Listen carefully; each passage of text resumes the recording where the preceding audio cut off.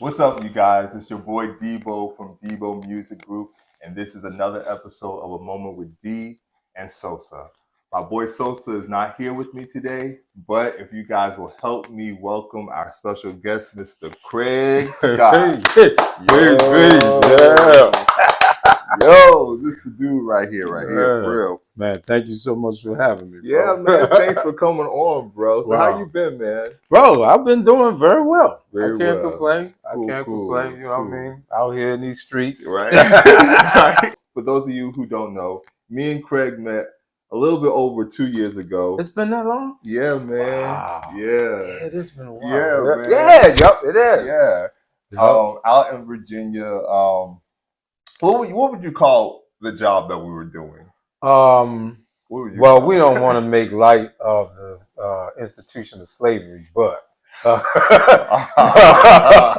it was a hard job. It was a hard job. It was a hard job. It was hot. Yo. So basically, they call it canvassing. There you go. So yeah, it's called canvassing. And this is where you go and you're knocking on people's doors. In that case, it was for a U.S. Congress. Yeah. Mm-hmm. So we were canvassing on his behalf, telling them about the candidate, and basically trying to encourage them to come out and vote for him. Yeah. How long of a day it was. Fact. Yeah. Fact. So we got up in the morning, and I think we knocked for about 4 hours. Yeah. They gave us a break for maybe a half hour, 45 minutes, whatever. So then we go back out for, at least I did, for another 4 hours. Yeah. Now, after that second 4 hours, I was done. Because, matter of fact, I was driving with you. I was like, listen, D.E.B.O, you can drop me off at the house. Airbnb, whatever. He said, well, now I'm going to go and do a couple more doors. Yeah, you go and do a couple more doors. I'm going to go in here, take a shower, and I'm going to, you know what I mean? But yeah, my day was about an 8-hour, day. But, bro, y'all were rocking, man. Yeah. It was good. I got thrown in the fire, learned the job just like that. And, you know what I mean? And I got to meet you. So it worked out. Yeah. Tell the people, just tell them about your history. Like, wow. This is a story, y'all. My life. Let's start from high school. Yeah. I had the opportunity and the privilege of attending the Baltimore School for the Arts. Yes, sir. This is the school that Jada Pinkett and Tupac Shakur went to. Yes, sir. They were underclassmen when I was there. So I always say I taught them everything that they know. You know what I'm saying? Yeah. So and I came to attend the School for the Arts purely by accident. Talk about the hand of God being involved in things. Because growing up in inner city Baltimore in the 80s, I guess 84. So 82, 83, middle school was terrible, whatever. So at the time they had a law where once you became 16, you could drop out if you wanted to. Oh, snap. Yeah, so that was my plan. Yeah. And that was the end beginning of my plan, was to drop out. Being poor, going to an all black school, getting, dragged about your clothes and it was just a lot of pressure. So I was, my thing was to get out of school. Yeah. So they had a music class. So we went to the music class, and my music teacher made an announcement about an after-school program called Twigs. Yeah. In which young kids could go after school and be basically taught in these different areas, where visual arts, which is drawing, painting, all that, dance, theater, and music. So you had to audition in order to get into this after-school program. So I'm going through my head like, okay, I can't draw, I can't paint, I can't dance, can't sing. I'm in this band class, but I can't play any instruments. So the last thing was acting. Yeah. I've never acted before, but my thing is, I saw the TV show Fame, which was about the New York School for the Arts, and they were dancing.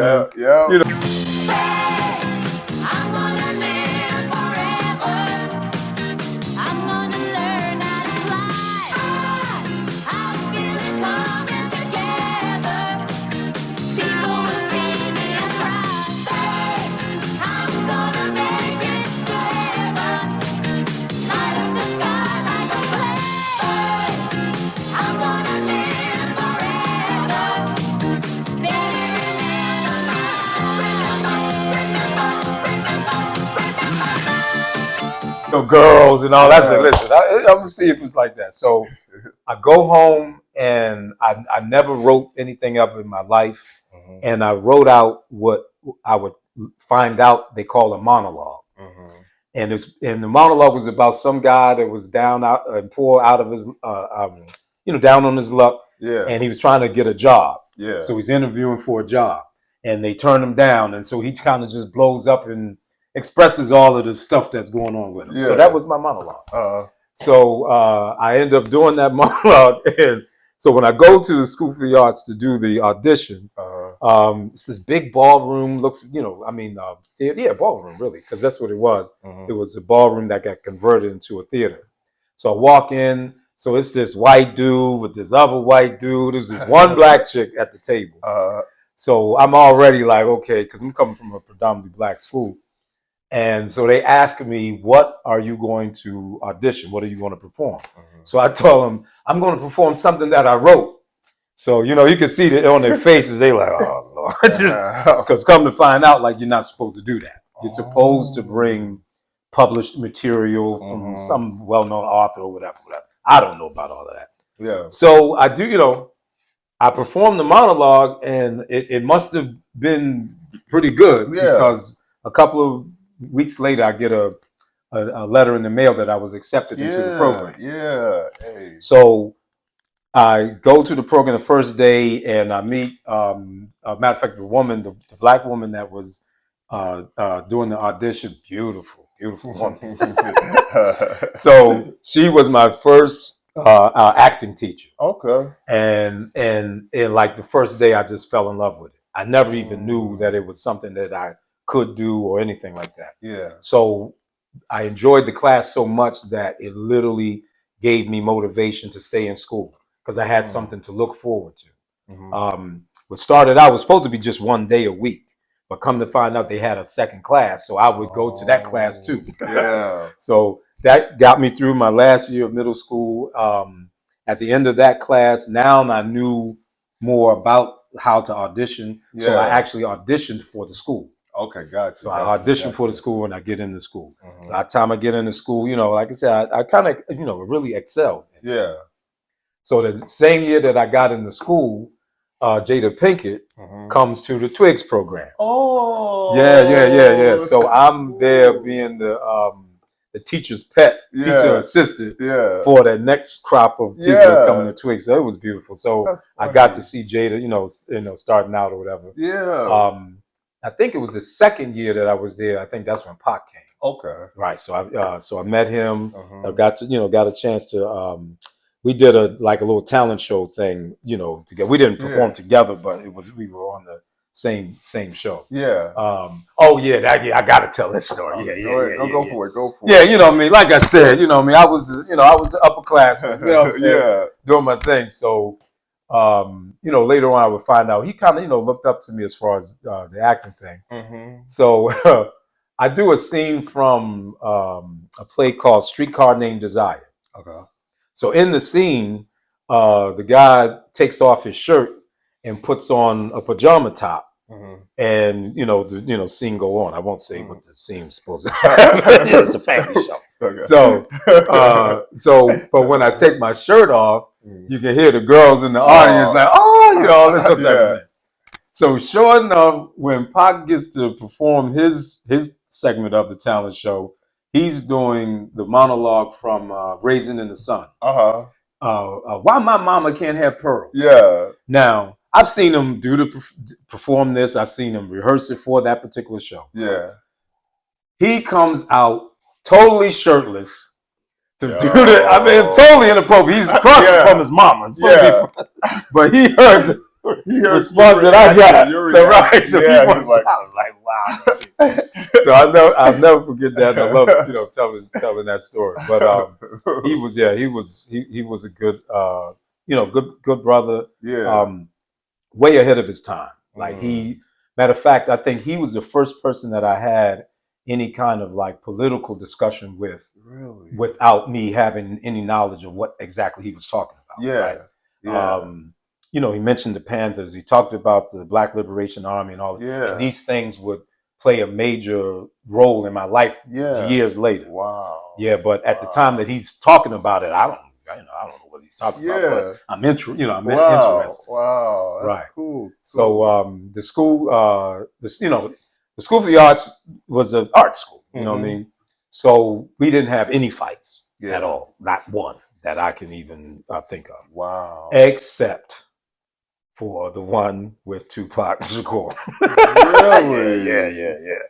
He gets into something. Matter of fact, some girls in the school. So one of them got upset, brought a boy, or I don't know. They were big to the school to fight Pac.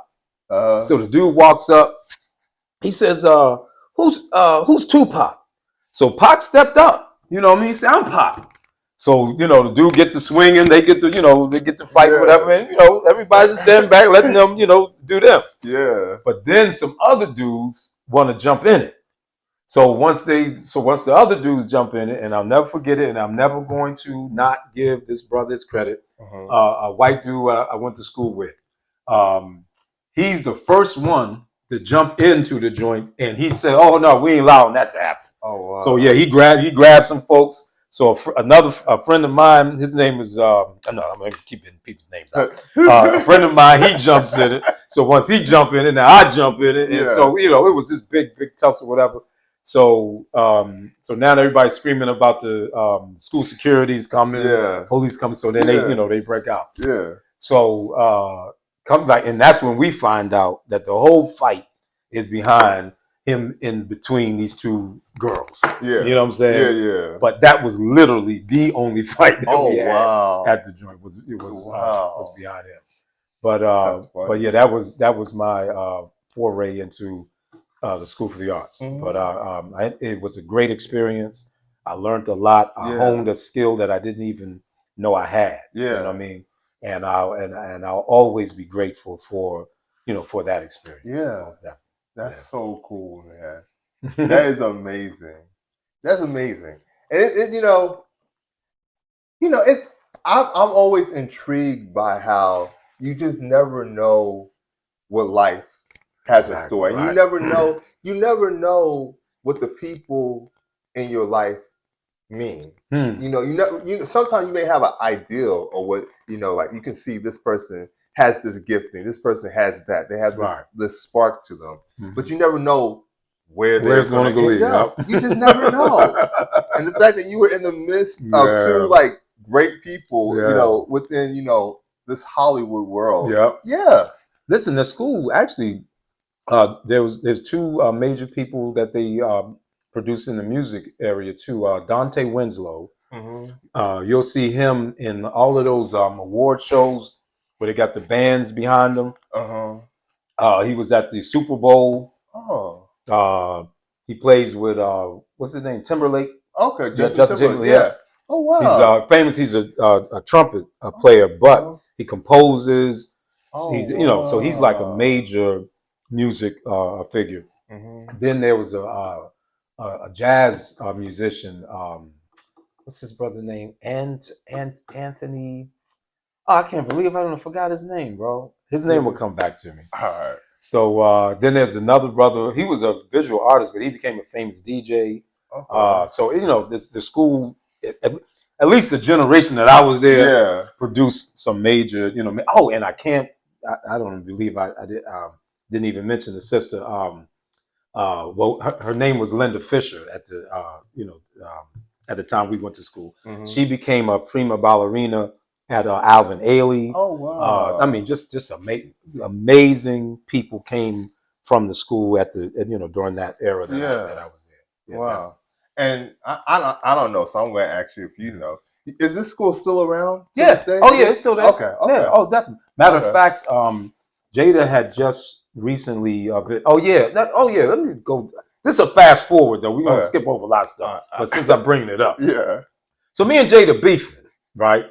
So I don't know why, but it just so happened that this is what was going on. So she remember she went on a book tour.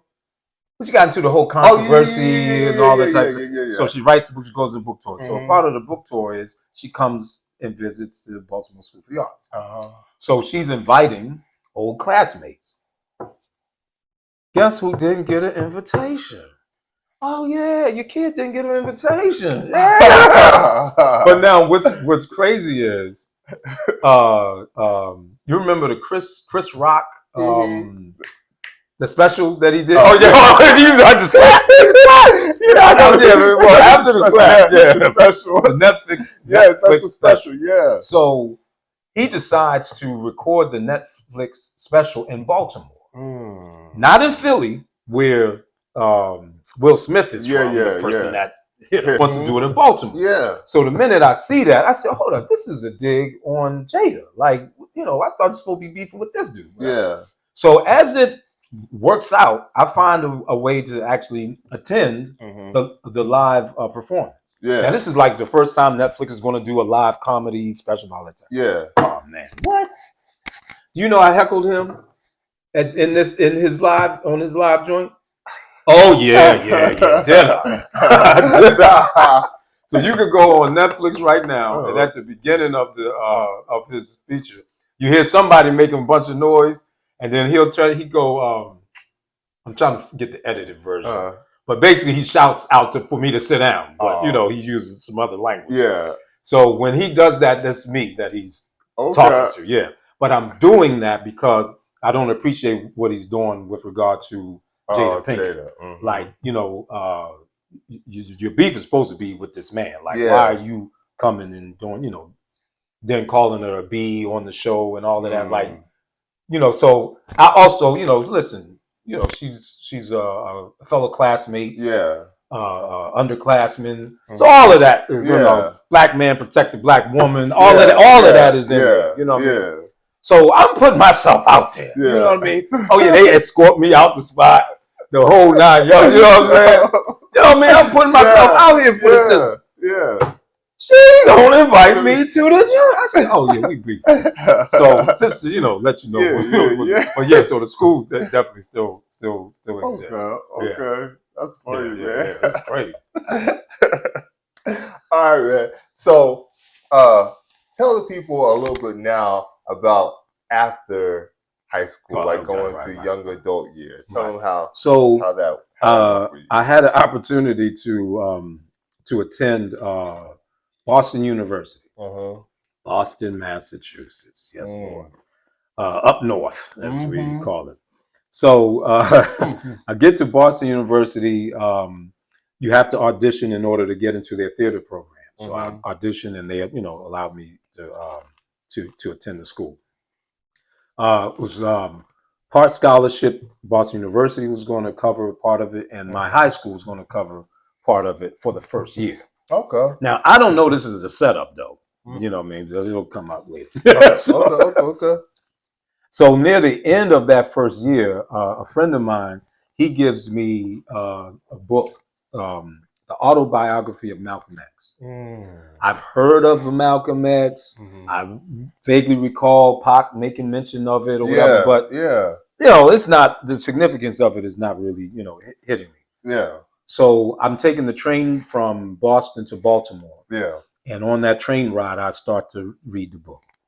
Brother, I started reading the book and I didn't put it down. Oh, wow. It was literally the first novel-length book that I actually read from cover to cover. First time ever. This is my first year in college, and this is literally the first time that I'm actually reading a book all the way through. And it literally changed my life. It changed my whole, perspective. And it was at that point that I became politically conscious. There was a time where I had no interest in history whatsoever. But after reading that book, he just sparked my interest in history, politics, philosophy, all kinds of stuff. You know what I mean? So I would go, I went home because he had been in the Nation of Islam. I just so happened right up the street from where I lived was a mosque of the Nation of Islam. Oh, wow. So I could literally walk there. And so I started asking them about, what it was, whatever. So long story short, I started becoming very involved in that organization.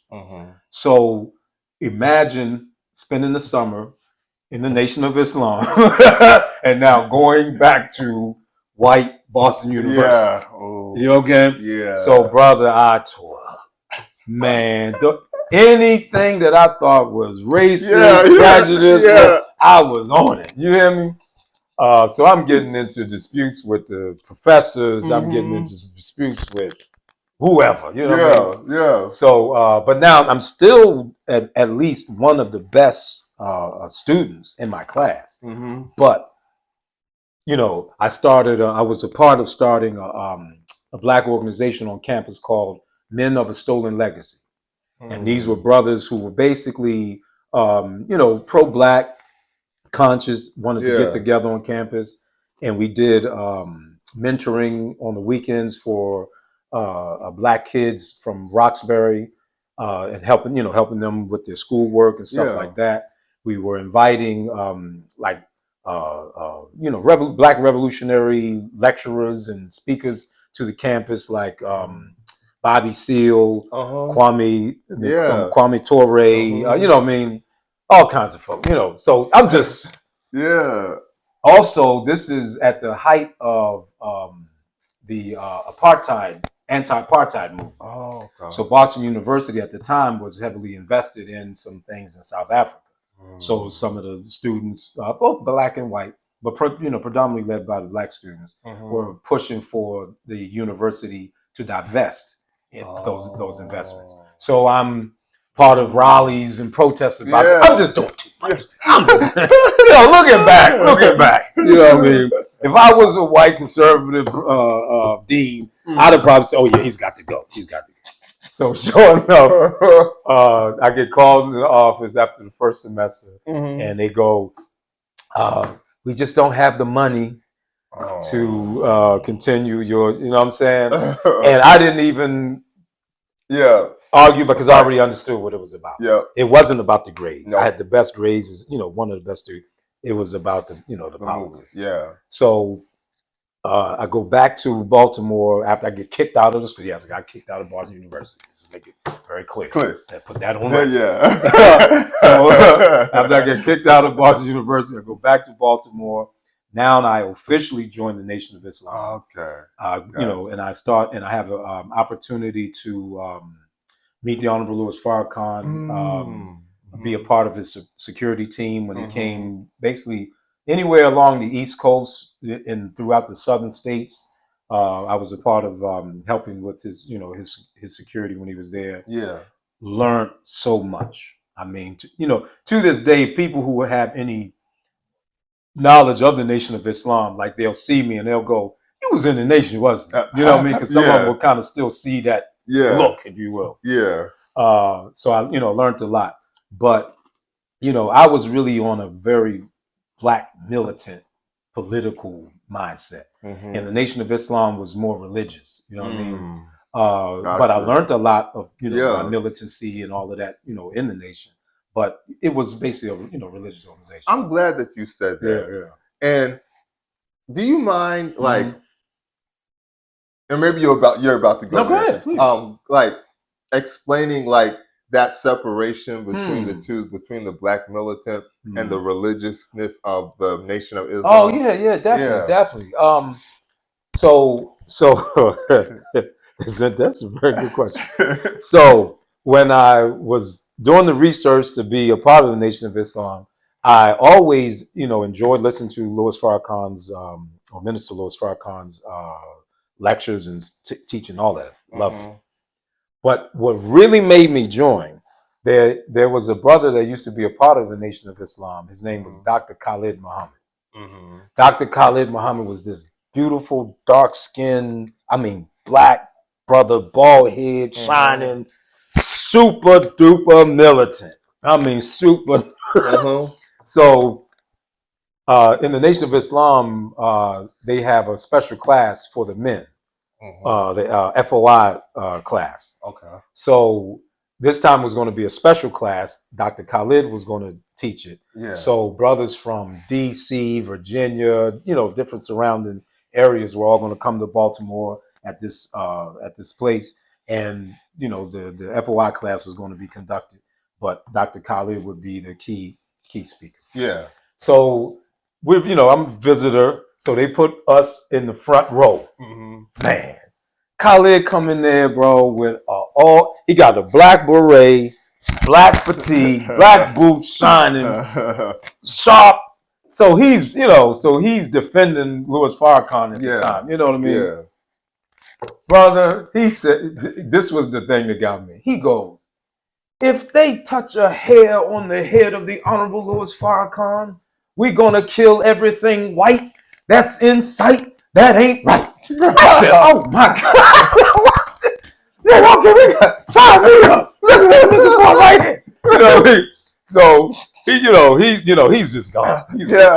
So, so you look him to be a part of something militant and all of that. So, you join. Yeah. So when I get in and I find, so I learn a lot about the teachings of the Most Honorable Elijah Muhammad, which I would recommend any black man and woman in America study it. It's not that you've got to join or agree, but that's a body of knowledge that you must absolutely have. No question about that.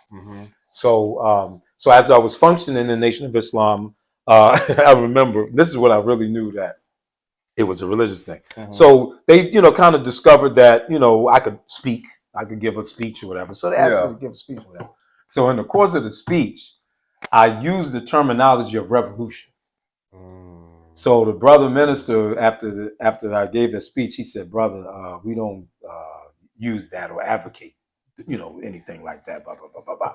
So once, I kind of got that, he wasn't wrong, rude or nothing. It was just, this is this is a religious organization. It's not, what we do. And so I, understood that. But at that point, that's why I began to say, okay, well, this is not really what I, kind of looking for. So eventually that's what caused me to leave. Yeah. But that was it. I mean, other than that, I absolutely enjoyed every moment that I had with the brothers. Every single one of them taught me something. And so much of what I learned from there, I still, carry with me. So I get out of the Nation of Islam, and I remember reading the book called Asada. And this is a sister, her name is Asada Shakur. Now, Asada Shakur is a part of an organization that Tupac's mom was a part of.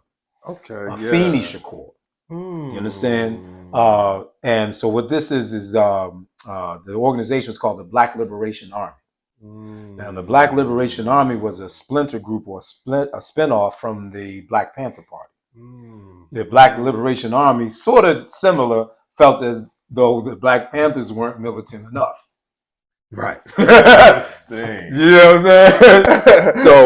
So I read her book, and so through reading her book, I get to learn about all of that. Yeah. So when I get out of the Nation of Islam, I'm like, you know what? That's what I want to do. I want to do something in that vein. Yeah. So one of the things that the Black Liberation Army did, because they believed in what they call direct action against the system or the establishment. So one of the things that they did was they would rob white-owned banks and use the money to finance Black political programs, help to pay for the breakfast program that the Panthers were doing.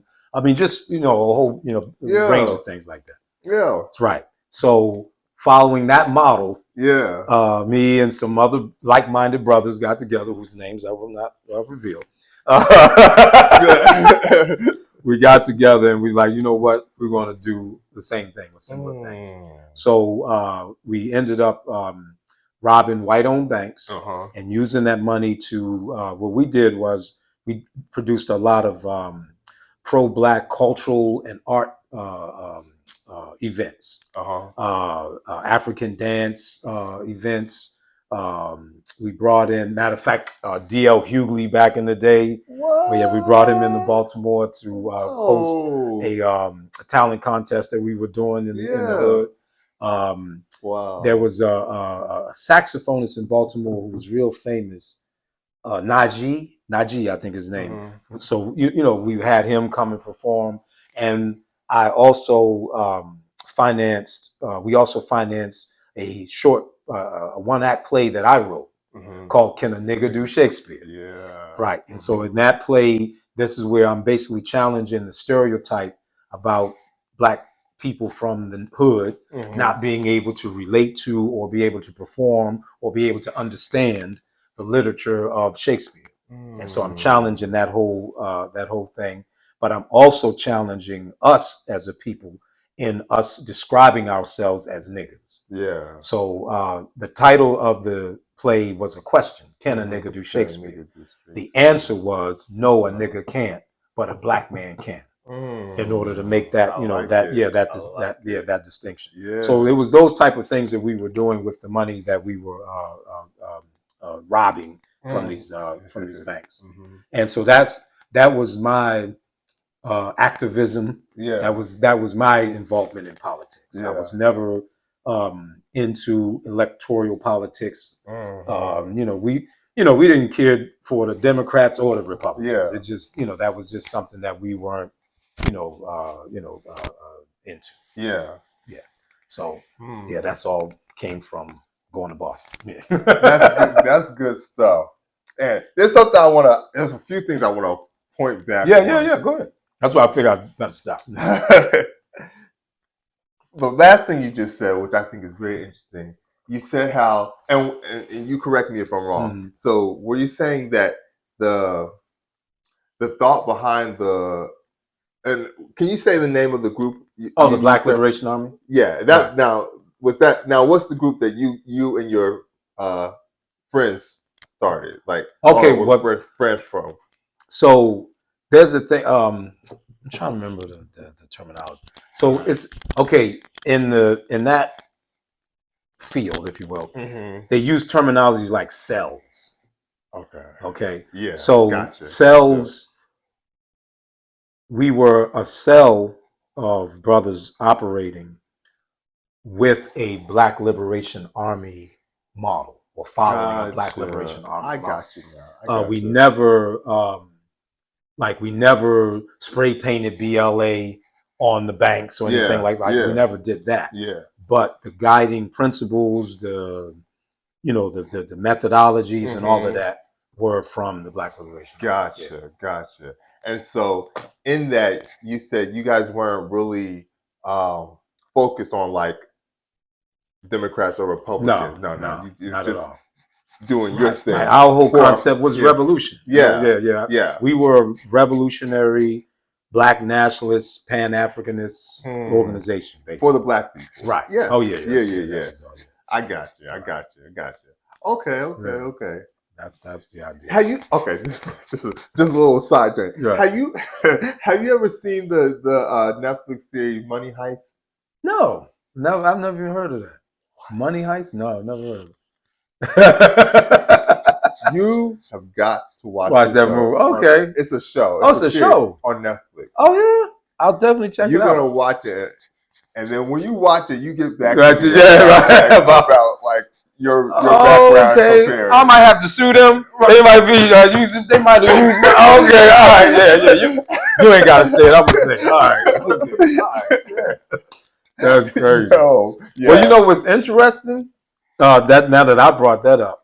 So while I'll get into how I found out, but I did some research and come to find out the movie Set It Off with the 4 women. Yeah. Robbing banks. Yeah.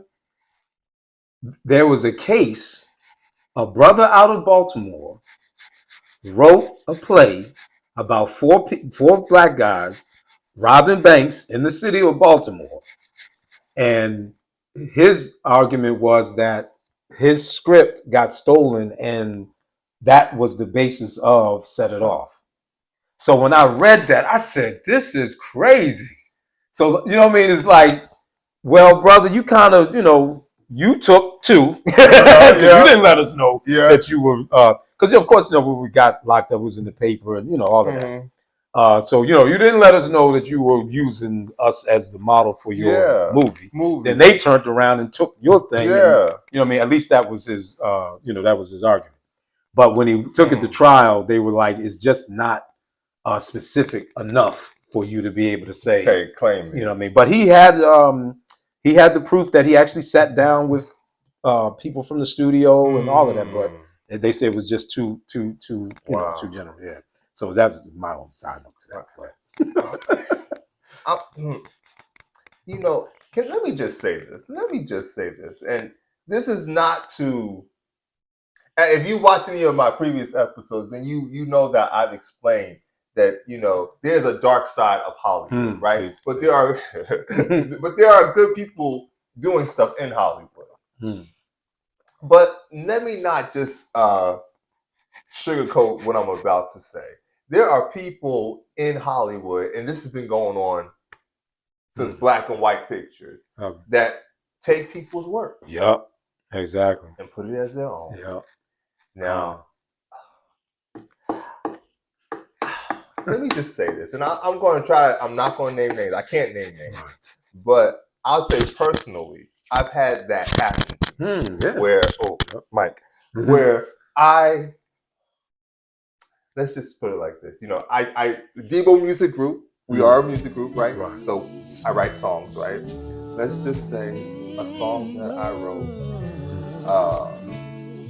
is now on our album for a Grammy award-winning artist. Wow! Leave it there. No, forget about interviewing me. Oh man, let's talk. But this is the thing, and you can give us some hints like they did with the, he performed at the Super Bowl and he was, You can give us some hints. Well, I'll just say it like this. I'll say I presented this song to this artist via Instagram. Okay. Song, title, music, everything. And they read it, they listened to it, and that was just about it. But now I will say this. I said, I'm not going to really do anything with this. So, here you go. So I wasn't looking for anything, but it just blew my mind how months later after that, they came out with my same title, same concept that I sent them. That's heavy. Without ever saying to me, not one acknowledgement or nothing. That's it. Give us a hint, man. Come on, bro. Give us a hint, baby. Man, listen, everybody getting exposed right now. This ain't nothing. Oh, I jacked you for a song? What? That ain't nothing. Man, but that stuff happens all the time. Yeah. All the time. Yeah. So, Craig, tell us. Go into more detail now. Fast forward a little bit. Okay, where that takes right. Yeah, what that ended up getting. Right. So we're operating, and quite frankly, it's how I say, it's not to brag. It's just, I just got too good at robbing banks. I mean, it's just what it was, right? But at the time, I'm married. I've got a child already, and I've got one on the way. So my wife at the time is like, "Listen, you gotta stop. You gotta get out of it, whatever." So I call myself easing my way out because there's a team and all of that sort of stuff. Yeah. So long story short, I call myself getting out. I'm not going to get involved anymore. So. Some of the brothers that I was, functioning with, they went out on another operation without me, and it didn't go right. It just didn't go right, and they ended up bringing me the money, but not giving me a full report as to how everything really went. You know what I'm saying? And so we didn't take certain precautions that we should have. So I'm at a hotel.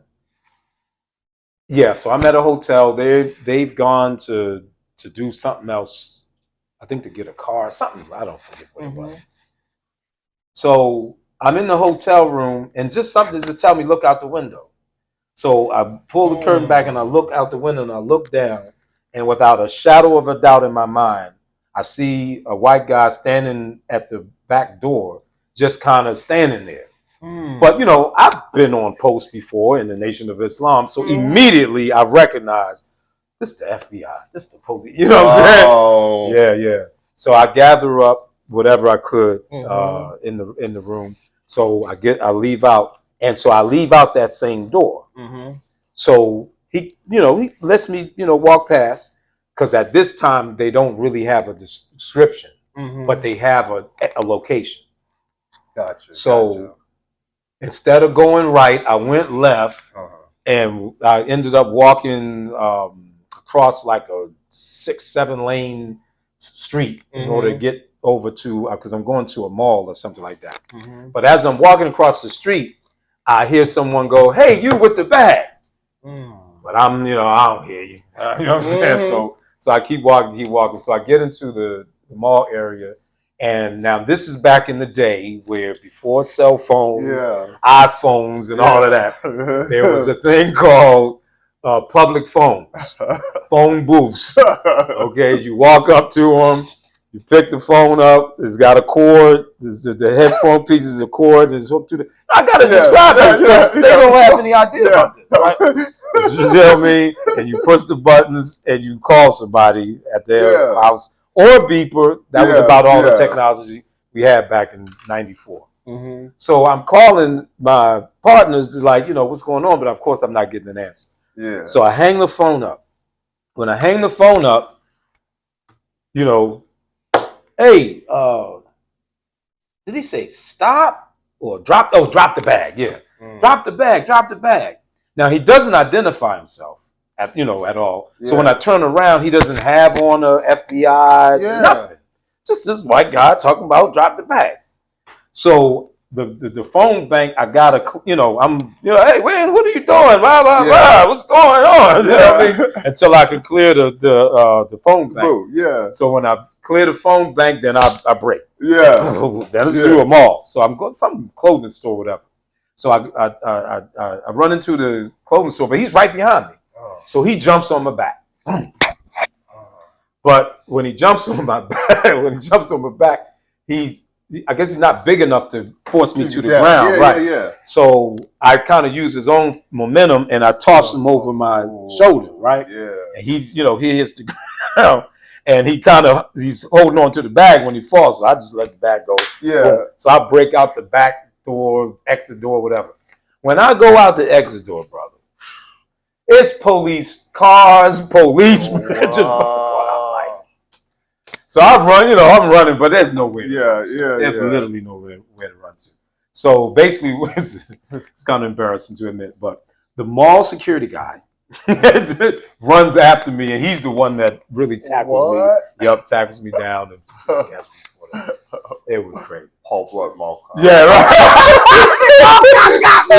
The mall cop got me. I'm gonna keep it 100. I got away from the FBI, but the mall cop got me. So that was how basically I got caught. Wow. So when I get caught, that's when I find out that one of the brothers that we were working with, he was working with the government. Wow. Come to find out, he had done, once we, got prosecuted and all that, he had done a similar thing to some 5% brothers who were doing a similar, same type in New Jersey. What? Yep. He was, working for them in New Jersey. But we didn't know. Yeah. So, come to find out, COINTELPRO was still active, and, that was what that was. So myself and 2 other brothers ended up being convicted. And because of him, they knew about previous bank robberies. Oh, gotcha. I mean, basically, we were caught on the one, but we would have just had to do that one. But he tells them about all of the other operations that he was on. Yeah. And so we ended up getting 52 years, first-time offenders, because Joe Biden and Bill Clinton had just changed the laws under the 1994 crime bill. Oh. Yeah. It was called the Anti-Terrorist Effective Death Penalty Act. And that act brought into existence these totally draconian sentences where you were basically being sentenced in order to prop up the prison industrial complex and not being sentenced for the crime that you committed. Mm-hmm. And we got caught up in that. Yeah. Wow. Yeah. So that's how I ended up in the feds. Wow. For a long time. Yeah. Wow. And you echo me if I'm correct about what I'm about to say. Let me just say this. For those of you who do not know, and I don't know how you would not know, but there are some shady things that have gone down within this country. One of the most shadiest things that have gone down within this country, I said one, there's a lot of them, but one is the prison system. Most prisons are privately owned, and they have an agenda for filling up the prisons. Am I correct? No, that's it. Ain't no question. And it normally leans towards our color. Yeah. Some could say it even goes deeper to the music that is pushed. Yep. Go talk about that music industry. Yep. And how that's all to push us into those prisons. Yep. Encourage it. Yep. Exactly. Yep. Exactly. Wake up. Wake up. Yeah.